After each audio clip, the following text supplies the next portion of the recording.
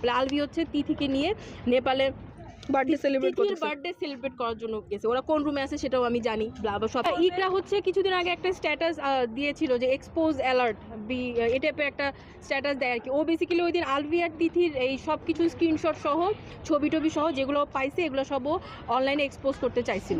তো বেসিক্যালি ও যখন পোস্টটা দেয়, আমরা যেহেতু খুবই ক্লোজ ফ্রেন্ড, আমি আবার সাথে সাথেই ওকে আমাদের গ্রুপে একটা গ্রুপ আছে, ওই গ্রুপে হচ্ছে ভিডিও কল দিই যে তুই কাকে এক্সপোজ করতে চাস। তখন ও বললো যে আলভি। আচ্ছা কেন, কি হয়েছে? বলে আলভি হচ্ছে তিথিকে নিয়ে নেপালে বার্থডে সেলিব্রেট করার জন্য গেছে। ওরা কোন রুমে আছে সেটাও আমি জানি।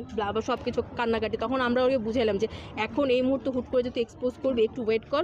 আগে রিজিক তো বাচ্চা, ওর জন্য তো এটা একটা ট্রমা হবে, একটু ওয়েট কর। এগুলো আমরা ওকে বুঝাইলাম। তারপর দিনও সারাদিন ওর কোনো খবর নাই, ও কিছু খায় নাই, ও রোজা থাকার মতো অবস্থায় ছিল না।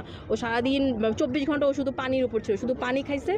আর এরপর দিন তো সকালবেলা, আজকে সকালবেলা ও আবার আমাদেরকে একটা মেসেজ করছিল যে আমি নেপালে যাবো, আজকে গিয়ে ওই মেয়েকে ধরে মানে ও হচ্ছে ওই মেয়েকে এক্সপোজ করবে, এতটুকুই মেসেজ। তো আমরা বুঝছি যে আচ্ছা ঠিক আছে, ওর মাথা গরম, একটু ঠান্ডা হোক, আমরা একটু পরে ওর সাথে ফোন দিয়ে কথা বলবো। এরপরে আমার সাথে কথা হয় না।